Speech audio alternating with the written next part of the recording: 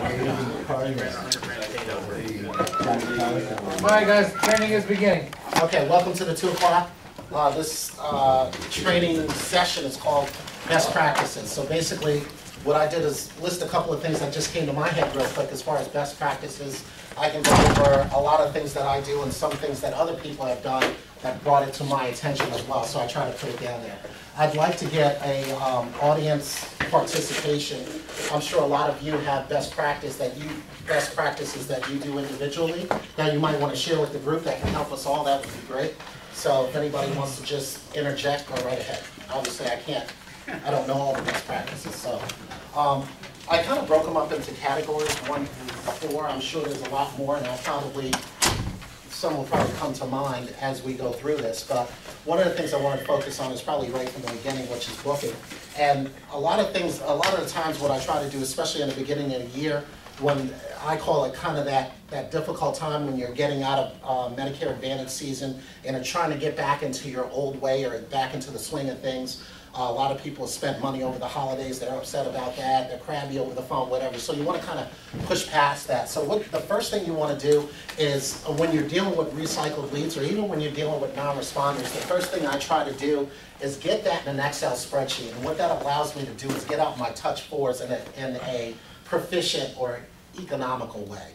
And the way I do that is you go to John, you ask him for a touch four. If he gives it to you in a spreadsheet form, that makes it easy for you to do a mail merge, and now you can use one of the touch 4 letters that the managers have put to compile together that John has access to. You can get one of those touch 4 letters in a Word document along with your spreadsheet, your non-responder spreadsheet, and now you can just merge that together, merge that person's name into the letter, also merge that person's name and address right on the letter, run that through your printer, and now all you have to do is sign it, fold it, and put it in the envelope, and you can have 25 a week ongoing to give to John and get those out. Now, once you get those out, now you really have something. It's just maybe it's a mental thing with me, but saying, oh, we sent you a letter 2 weeks ago, and then actually sending them the letter 2 weeks ago kind of has a different feel. So if you send a person a letter and you sent one of the touch 4 letters that we have, you know exactly what's in the letter, so you can really reiterate that when you get them on the phone. Mrs. Jones, I just sent you a letter. Talking about the different rates as far as supplements are concerned or that sort of thing, and try to get them to remember the letter. Even if they can't, that gives you an opportunity to kind of go back to the letter and give some of the highlights over the phone. Say something to the effect like, did you know all supplements are pretty much offer the same benefits? We have one of the least expensive supplements in the county or in the state. Let me come out and show you how I can save you some money. So the touch 4 letters, that's really going back to basics. And when I first came here about 2 years plus ago, that was my gravy. That's what I did consistently, and it definitely yields dividends. And I think a lot of people don't do it for the simple fact that it's time consuming. If you don't do the mail merge, who wants to sit there and write out 25 envelopes? I know I don't. So what I did is I found a more proficient way how to do that, and a lot of you have found that way as well. But if anybody needs help with how to do that actual mail merge, it's really simple. Word has an actual tutorial where it actually walks through setting up the envelope and setting up the letter where you can just merge that person's name in there. And I think it makes it more personable when you open up a letter and it says, Dear Norman, we've been talking about, such and such a thing. So my name is actually on the letter. So it gives more of a personal appeal to it. And, with the touch 4, so I send them a letter, I'm calling them, I'm stopping by their house. That's all part of that touch 4 process. And I think a lot more of us need to implement that on a regular basis. The postage is free, the envelopes are free, the letters are already created, so why not take advantage of it? Company leads, as you know, there's new leads coming out. From what I understand, we went to a new lead source, so the leads are actually more detailed or more directed to our products and services and what we offer. So we're actually getting the actual card now. So those leads are a lot more direct in what we're trying to say and the audience we're trying to say it to. So that's another source that you can take advantage of. Alternate leads. What I call alternate leads is during the time that leads were scarce here, we were dealing with non-responders, we were dealing with Mutual of Omaha leads. A lot of people went outside, whether they went to DataMan or they went to other sources to get leads. There's a lot of sources out there that you can go and get leads, and a lot of them are very effective. You know, if you're looking for T65s in a certain county, I've seen them as cheap as 60 cents a lead, sometimes even cheaper. So, you know, or you can get you can get with a company that you can get about 1,000 leads for right around 50 bucks. So you definitely have to look at that as an investment. I know when I was a rookie, my first year I didn't buy one lead because I thought in my head I couldn't afford it. But little did I realize the fact that it's an investment. Because even if you spend 200 bucks, 300 bucks, you sell one house, you're gonna make your money back and then some. So that's always gonna pay dividends back for you. And those leads are constantly ongoing. So you run through those leads. Now I send letters to those leads. I'll wait 3 months later and I call them back, or wait 2 weeks later and call them back. So definitely you can always recycle your own leads that you're going to outside sources to get. Follow-up. That's very important too. The touch 4 leads, basically that's just that's just to send out the letters to make sure they get into their hands. How do you capitalize on touch 4 leads is by following up. Okay, so out of 25, out of 50 leads, out of 100 leads, 2, 3, maybe 4 people will call you back. Where you really start seeing that process pay dividends is when you call the people and say, hey, you know, I sent you a card 2 weeks ago, I sent you a letter 2 weeks ago. A lot of them will remember. You know, we've even, you know, some of the agents here did something like put it on colored paper, or maybe change the font, or underline certain things. Just kind of jazz it up a little bit to make you stand out, especially when you're dealing with T65. They're getting all kinds of stuff from Mutual of Omaha, they're getting it from AARP, they're getting it from Blue Cross Blue Shield. And it's nice to know when they see your letter on a different colored paper that that's going to stand out, even if they don't read it all the way.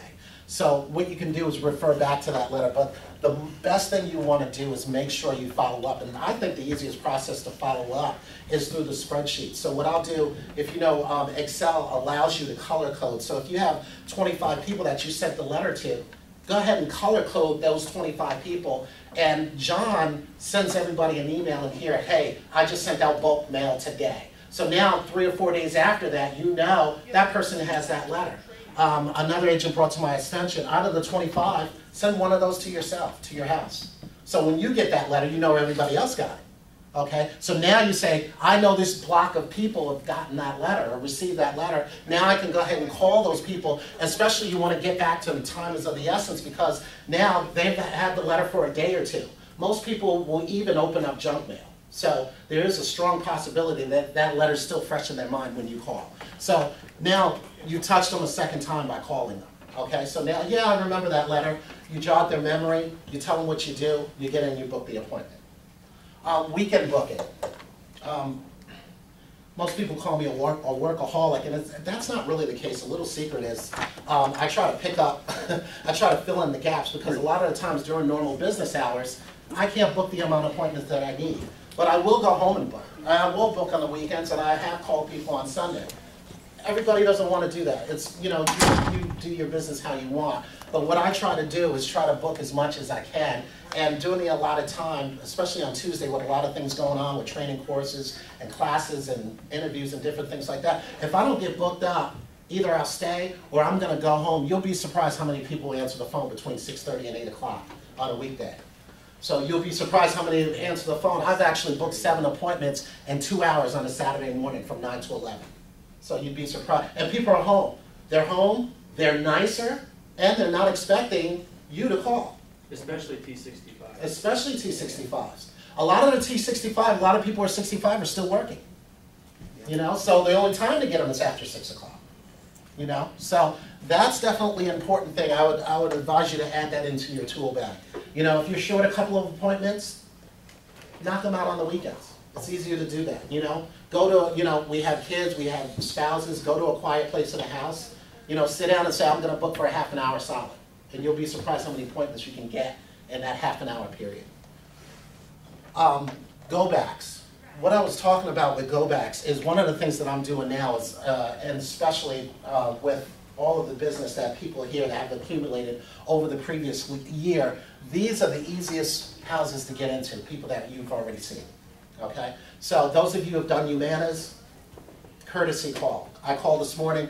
you know what, Mrs. Jones, I'll just call and make sure you got your cards, make sure you didn't have any problems getting your prescription drugs, make sure everything is cool, this and that. They love that, you know, because now you're giving that personal touch, that customer service, because a lot of the people that you sold MAs to, Humana's to, they played the game. They've had Guardian, they had Care Improvement Plus, never had an agent call them back to see how they're doing.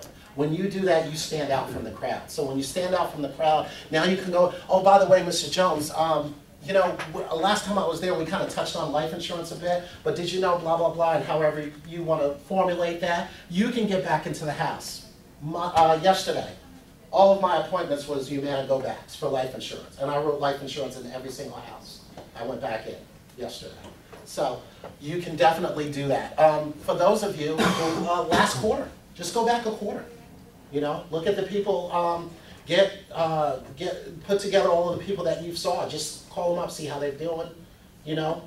Like Mike and Mike said, circumstances change, a baby comes into the picture, people get married, unfortunately people die, they gotta take them off the policy as a beneficiary. There's always an opportunity for business there. So try to get back into that house if you can. Set aside some time where you do just that, even if you're just saying hi.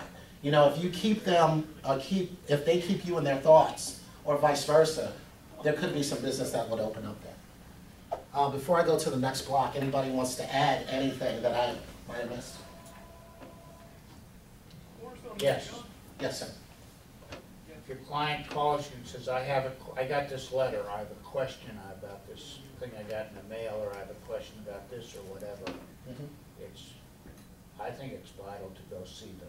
Absolutely. Don't try to handle it on the phone, because after you go back and see them 3 or 4 times, they may have a rich aunt or uncle that dies and leaves them some money. I mean, seriously. You're This has absolutely happened right. to me. There's, And just been able to, personal touch is so, it speaks volumes, Yeah. it really does, because, It does. you know, there's so many agents in this business that don't do that, you know.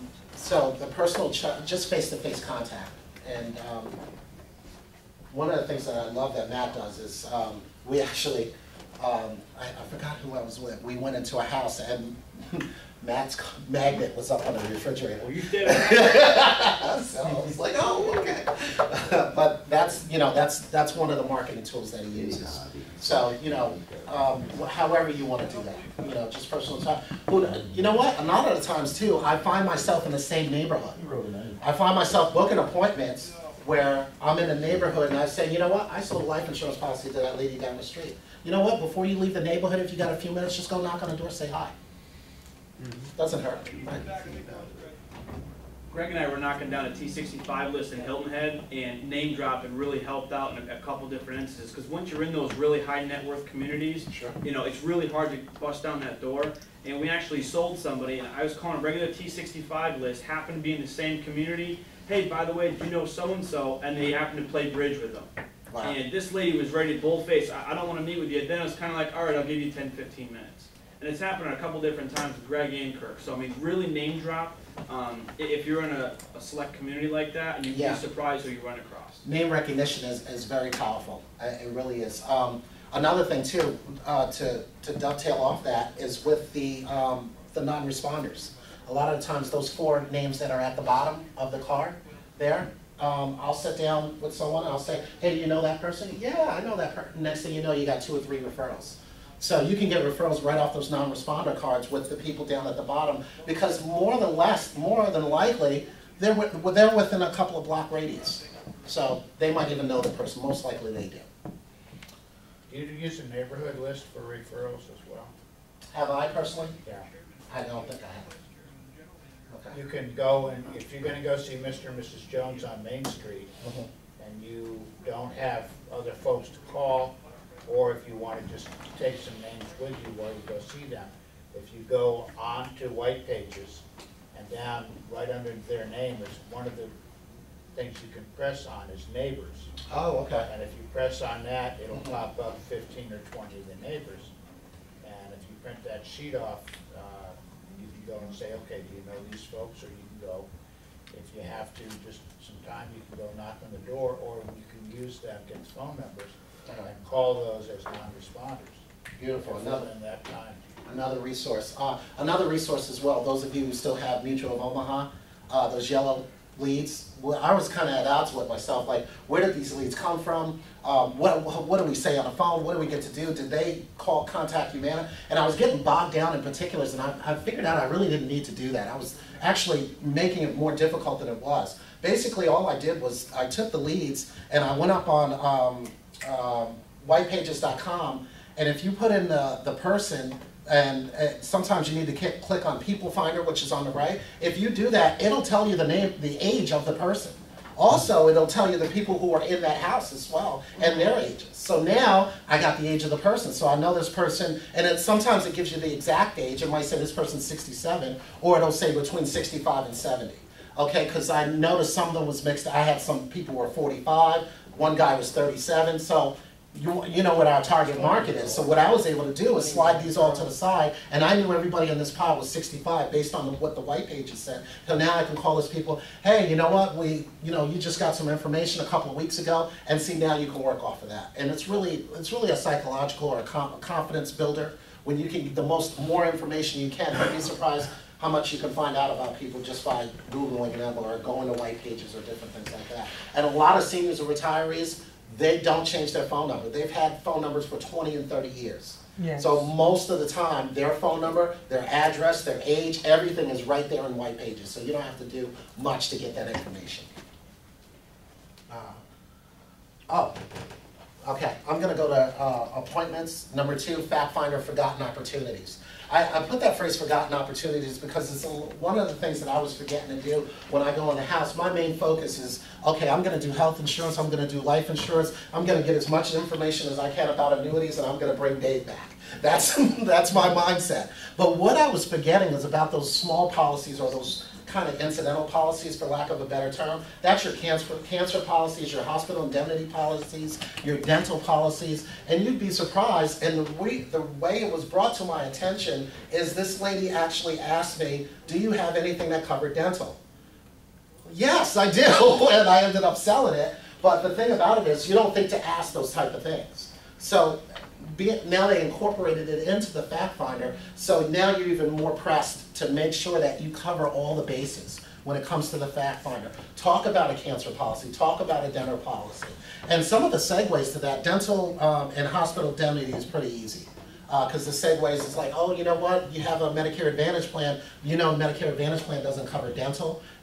In Humana, in some counties, they cover cleaning, they cover x-rays, but they don't get into pulling teeth and different things like that. So dental is a big thing with seniors and retirees, believe it or not. Another thing, you can get into hospital indemnity. Hey, did you know for the first 7 days you got to pay $200 a day with Humana? There's something that will cover that. So that's an easy segue. One of the difficult segues that I found was cancer. How do you talk about a cancer policy? Anybody want to interject? Anybody? Family history?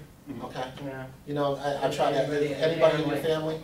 That type of thing. Or you just assume and say, who do you have your cancer policy with? That's good too. Assumption. If they're smoking, then that's great. That's easy. Did you know? You're going to see me later. Yeah.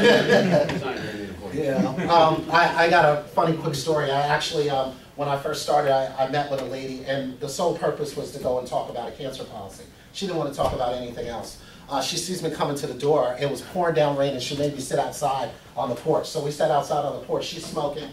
I'm talking to her about the policy. She bought a small cancer policy, and 2 weeks later, she called me up on my cell phone and canceled it. Wanted to cancel it. So I said, why do you want to cancel the policy? And she said, well, between the cost of the cigarettes and the cancer policy, I can't afford both, so I'm going to cancel the policy. You meet all kinds of people. You really do. Policy returns. I used to try to weasel my way out of policy returns, especially with a Gerber. You said, well, you know, they already got their cards in the mail. Why don't I just, you know, you get that booklet and they get their cards in the mail, why don't I just call them and say, you know, I got your booklet here, I'm gonna just mail it back. Because the way I figured it out in my head is like, okay, I'm wasting time here delivering a policy what I could be in somebody else's house selling a policy. But what I came to realize is a go back is when you're delivering a policy, that's the opportune time to sell something else. You know, so I guess the goal here is to try to get as many policies in their house as possible. So when you're bringing back, say, a life insurance policy, talk about dental, talk about cancer. Don't think of it as I'm just dropping off a policy, I'm leaving to get to the next appointment. Try to capitalize on that and make that an actual appointment so it fits right into your 7 appointments that you try to accomplish for the day. And referrals. And referrals too, absolutely, and I was gonna talk about that, referrals. Another funny story, for some reason, I always have the most difficulty getting referrals, even when I ask for them. You know, it's like, well, you know what, let me call her first and then I'll call you back. Let me give you her number, but don't tell her I told you. You know, that, and I'm like, what is going on here? What am I, doing? And I had a situation where I sold, one lady a Humana. I helped her get back her money they were taking out of her Social Security. I helped her get on the LIS program. Her sister lived right around the corner, was in the same exact situation, and she didn't tell her.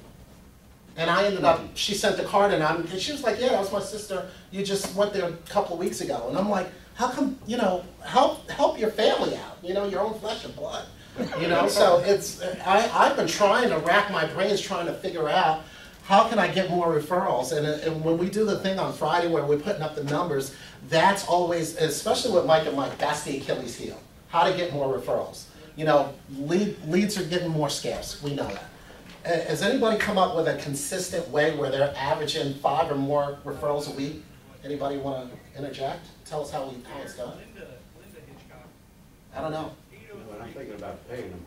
I was actually thinking. $10 a referral. Yeah, something, man. Come up with little coupons for Applebee's or something. Gift cards. I don't know. A picture of the baby every time they give you a referral. Yeah, there you go. Do something. Please feed them. So if anybody wants to think of anything, we'd be happy to hear from you on that. Utilize your companies. One of the situations I ran into about a week or so ago, where sometimes, especially as rookies or especially people who, agents who focus on simplified issue products, a lot of the times I know what I was doing was I was focusing on, okay, you know what, Secure Guard, the commission is great, easy issue, simplified issue, I know I'm going to get it back and I'm going to get paid right away. So I'll go in there and focus on that and then not realize, hey, you know what, I could have did one better and sold her an ING, or I could have did one better and maybe got them on Equitable instead. So keep in mind all the products and services that we offer, and then based on the situation, you might want to try 1 or 2 times, one or two different products. Matt, I'll put you on the spot for a second. I know you had mentioned that if you had a situation where you weren't sure, you would do an ING and a Lincoln at the same time. Is that right? As far as health underwriting goes, Yeah. I would do a Secure Guard, an easier issue one, Okay. the other one at the same time. Because if you get a decline with the MetLife or ING or the Lincoln, a lot of times in those simplified issue apps, it has you been declined in the last 12 months or 6 months, and you don't want to kick them out. Right. So you can write them both at the same time. Okay, let me ask you a question just for the audience's sake. If I had a situation where a guy was, I did an ING on him, the guy was 35 years old, didn't have a primary care physician. Last time he went to get a physical, he was in high school. So he really had no medical history. They did the Portamedic, came out, they said his blood sugar was high, a few other things. They declined him. This was 3 months ago. He called me yesterday. It was like, can you get me something else? Where can I go in a situation like that? Or I gotta wait 6 months, don't I? Equitable. Can I? If it's a decline, straight up decline, Equitable's the only way to go. If Okay. they postpone him, or you say, hey, listen, the guy's young, he just, he got everything worked out, he didn't realize he had this stuff, you can go back to ING. But that's something you have to talk to the underwriter. Equitable's the only one that we offer right now that does not ask that question. Okay, all right. So that's just for FYI. Any more on appointments? Business management, tracking manager pending. Every manager gets manager printouts of pending business, and that's really that's starting to become an issue as well, because we have thousands and thousands and thousands of dollars that are just sitting out there on the table because of pending issues. Sometimes small things. A lot of times, what I've been finding out is the email will go through Universal American and then make its way back to me, and by the time it gets back to me, it's already been pending for a while. So what you want to do is keep on top of your pending business. And that just means money in your account much quicker. They could be waiting on something as small as a signature or a date or something you missed on an application. something you scribbled out and then check, and then they just want your initial next to the scribbled out part. So there's little things like that that you can make an application or kind of push it through. One of the, especially when you get into your bigger products such as your INGs and stuff like that, you're waiting on Port of Medic, you're waiting on medical records. Sometimes you want to call and just see how you can kind of push that thing along. Where's the bottleneck? And that, I think that's what you want to find out, and it's just going to help you get paid quicker. That's really important when you're dealing with paramedics, because a lot of people will put it off not knowing who the person is. There's a lot of times we have to interject as agents and call them up and say, hey, listen, it's Matthew, you need to get this thing done or it's not going to get approved. I mean, that just helps you. I'm going to call them up, I'm going to book it for next Thursday, 9 o'clock, I just want to make sure you have that. Then you call them up and say, hey, I just talked to her, she's good to go. But Absolutely. I mean, I would say it's probably 25% of the time I have to do something like that. Yeah, because a lot of the times, if you look at those Port of Medic reports or those Port of Medic updates, they'll say, tried to contact client, won't answer the phone, left a voicemail. Nobody cares more about your commission than you do, and especially with ING, we're finding out recently that they're getting overwhelmed with apps from us and everybody else going through Trip Metcalf, and you really got to stay on them. And I've had things that are sitting there, requirements that they've had, that it's been 2 weeks. And they're like, you guys have had this for a while, and you got to keep on them with that stuff. So. Absolutely, so always track your pending business. Personal tracking. Before I bring any application up to the front to be processed, I always scan it in. Make sure you have a copy of it. You scan it in, it goes to your email. Set up a folder, 2011, inside that folder, the name of the client, inside that folder, the name of the application that you wrote. So now you have real time the whole entire app as if you were going to hand it in. That makes John's job a lot easier, but it also makes yours. Many a times I've been on the highway and I've had somebody call me and say, oh, you know, I got the social security number of my son for that life insurance we did. You know, and they just want to give me some information, or they want to ask me something. Instead of me calling the office, having John pull it up, I have it right there real time. Also, too, if I'm missing a sheet or something like that, and I'm at the house, I can just print it out. Those of you who have printers at home. So, or just email it. If you got it right there real time, it just makes your life a lot easier. I was kind of short on business management. Anybody else want to interject? And I guess basically what I'm looking for is any kind of ways that you've found to make your life easier that you can share with the rest of the group, streamlining processes, that type of thing.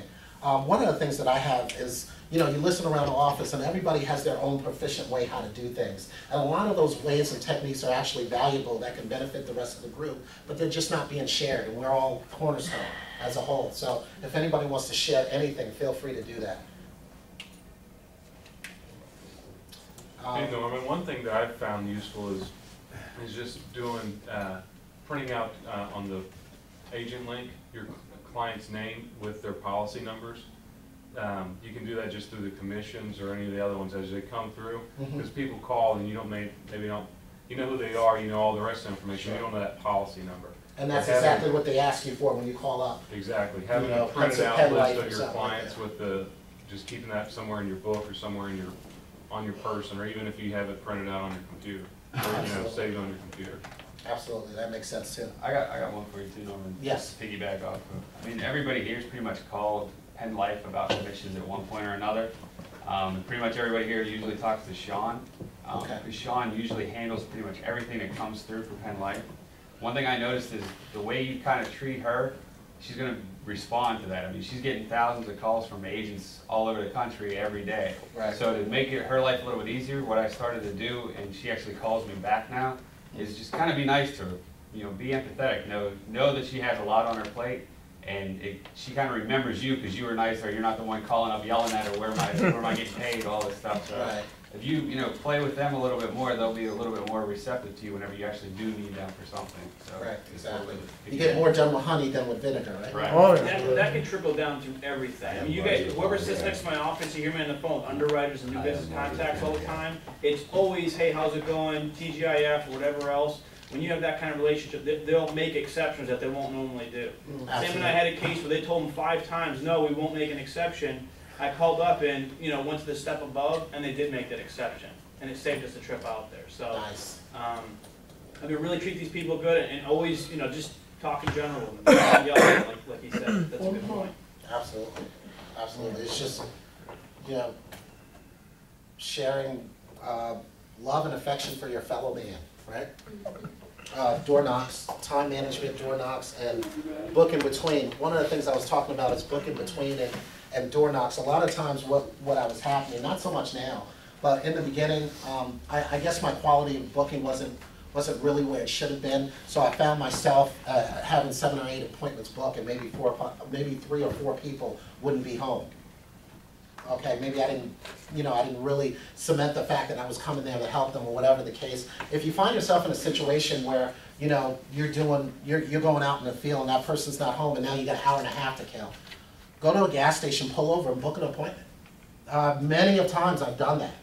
And, I remember vividly, I was in Charleston, and I had 2 appointments in a row that wasn't home. And I went to the gas station and went down my non-responder list. I said I was on the other side of town. She said, come on over. I went on over, and I wrote a policy. So just utilize your time, maximize your time.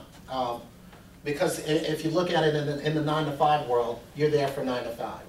So just look at it as a business when you're out there in the field, okay? You're not really stealing time away from the company, you're stealing time away from yourself. If you got 2 appointments and you're somewhere not booking or not benefiting yourself, then you're just wasting time. Door knocks. Door knocks are good too. A lot of those recycled leads, or actually the recycled leads, a lot of them have no phone numbers on them. A lot of them, you go to white pages and there still isn't any phone number. Go knock on the door, I've done that several times. I think that there's a lot of agents here that have done that and it actually paid dividends. You go, Tell them what you say. I just say, you sent to the card, this is your handwriting. Is this you? Yeah, is this you? Yeah, that's my handwriting. Well, you sent it a card a couple of months ago. I'm sorry, I'm just getting back to you. I just happen to be in the area. And one of the things I do is, I help folks, with the changes in Medicare. And, I might go into, depending on what neighborhood or what type of feel I'm getting, I might just say, there are programs that are available that can save you some money on your Medicare and different things like that. And you'll get into the house. And if you don't get into the house, I guarantee you'll be able to book an appointment and go back another day. If you're dealing to middle or upper income houses, like if you're door knocking in a really affluent area, the best thing I figured out is to go up there with your calendar book and say the same thing. You know what? Because they're going to automatically tell you, oh, I can't meet today, I'm too busy. But if you say it ahead of time, it already squashes that. My name is Matthew, I work with Cornerstone, I got this request in, I work with all these different companies and I name drop. I'm booked up for today, but my next available opening is next Thursday at 3:15 if you want to meet. Right. So now you just kick. It puts them at ease right away. Oh, right. Okay, great. And you just kicked it up to a professional level because the simple fact you already realized that you came at an inopportune time because they weren't expecting you. You got your calendar book out and you're ready to book another appointment and you're precise about the time. So you've already kicked it up a notch that they know that they're dealing with somebody who knows what they're talking about. Anybody else want to add anything else that I might have missed?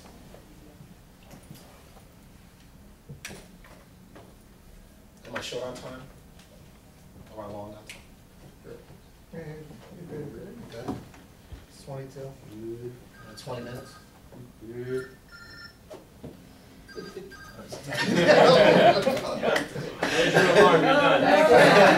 Thank you, I appreciate that. All right, guys, we're going to do one more take. That one didn't come out too good. Go ahead. Thank you. I appreciate it. Thank you. Can we leave now?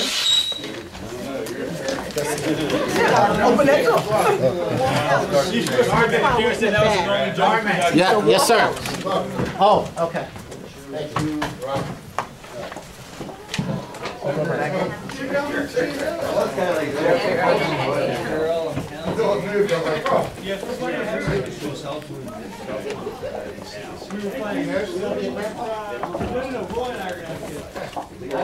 We're name it Roy John.